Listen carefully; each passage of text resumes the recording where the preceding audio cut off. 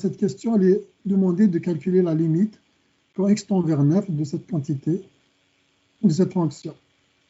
Donc, il faut la calculer si c'est possible et dire qu'est-ce qu'on a utilisé comme technique. Moi, je fais faire le calcul. Vous allez raconter à la marge qu'est-ce qu'on a utilisé comme technique. Donc, on s'intéresse à la limite racine de x, je crois, moins 3 sur x moins 9, sur moins 9 peut-être. Donc, sur 9 moins x au cube.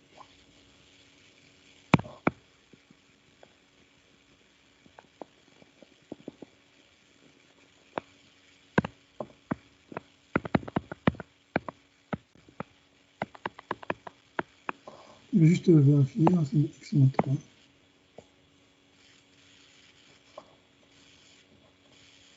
Ok, très bien. Alors,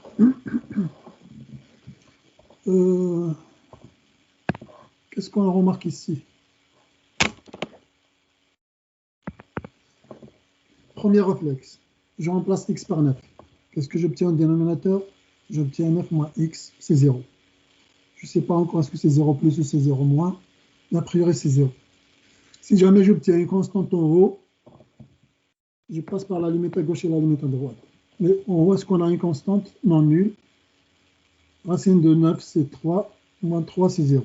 Donc, vous voyez qu'on a, une constante nulle. Donc, c'est la forme indéterminée, 0 sur 0. Il faut supprimer cette forme indéterminée. C'est pas bon. Cette forme indéterminée n'est pas bonne pour nous. En gros, si jamais 9 c'est une racine, donc x moins 9 ou bien 9 moins x, je peux l'extraire comme facteur. Forcément, le dénominateur qui s'annule en 9, il va s'écrire comme 9 moins x fois quelque chose. Au dénominateur, on le voit facilement. Ben, c'est 9 moins x fois 9 moins x au carré. Enfin, 9 moins x au carré. Au dénominateur, on le voit facilement. Je ne pense pas trop. Donc, on peut extraire 9 moins x ou x moins 9 si vous voulez, mais je préfère 9 moins x. C'est plus facile parce qu'on a déjà... on a déjà ici 9 moins x. Au numérateur, le fait qu'il s'annule en 9, également, même si ce n'est pas un polynôme, on va pouvoir l'écrire comme x moins 9 ou 9 moins x fois quelque chose. X moins 9 ou 9 moins x, c'est pareil, c'est juste un signe moins de différence. Ça, on pourra s'en sortir avec. Mais comment on pourra faire ressortir donc x moins 9 ici? On a racine de x moins quelque chose. Là, on va penser à la méthode du conjugué. On va multiplier les deux quantités, numérateur et dénominateur, par racine de x plus 3. Donc ici, racine de x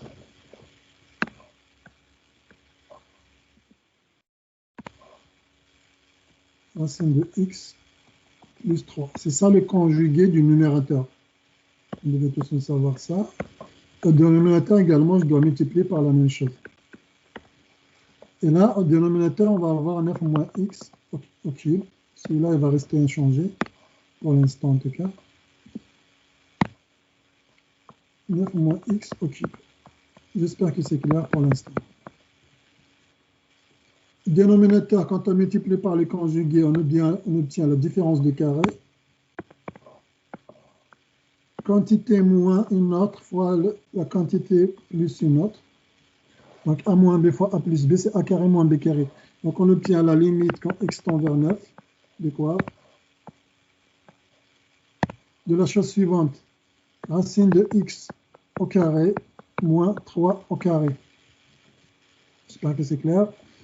Sur 9 moins x au cube fois racine de x plus 3. Vous voyez déjà ça, ça va donner x moins 9. La racine de x au carré, donc c'est la limite de x moins 9. Au numérateur, au dénominateur, on a toujours racine de x plus 3 ici. Et ici, au dénominateur, on a 9 moins x puissance 3. On pourra écrire ici 9 moins x fois 9 moins x au carré. Vous voyez qu'ici, x moins 9, ici 9 moins x, ils pourront simplifier à un signe moins près. En fait, le 9 moins x au dénominateur, peut-être il faut ajouter une autre étape. On ne va pas la simplifier directement. Donc, je vais ajouter une autre étape.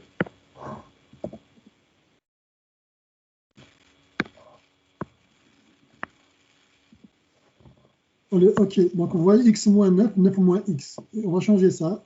On va mettre égal, soit on met un signe moins au numérateur ou au dénominateur, ça ne change rien. On va le mettre au numérateur, c'est peut-être plus facile.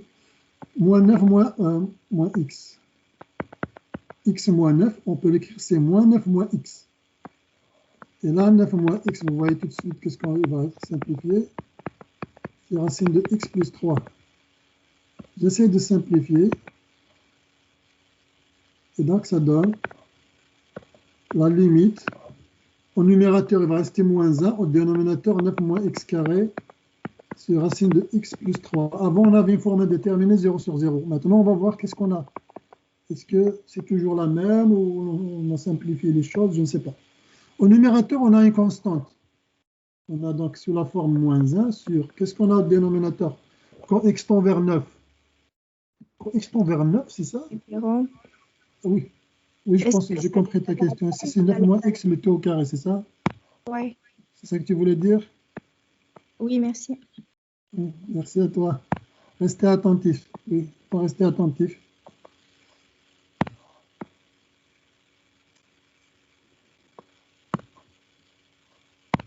Donc, c'est 9 moins x, mettez au carré. Merci.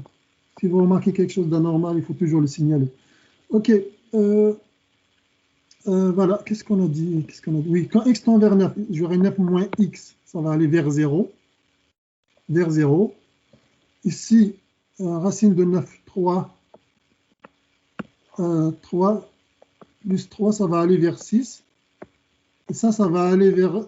Et ça va aller vers 0. Mais est-ce que c'est 0 plus ou 0 moins? C'est ça la question. Eh bien, regardez qu'il y a au carré ici.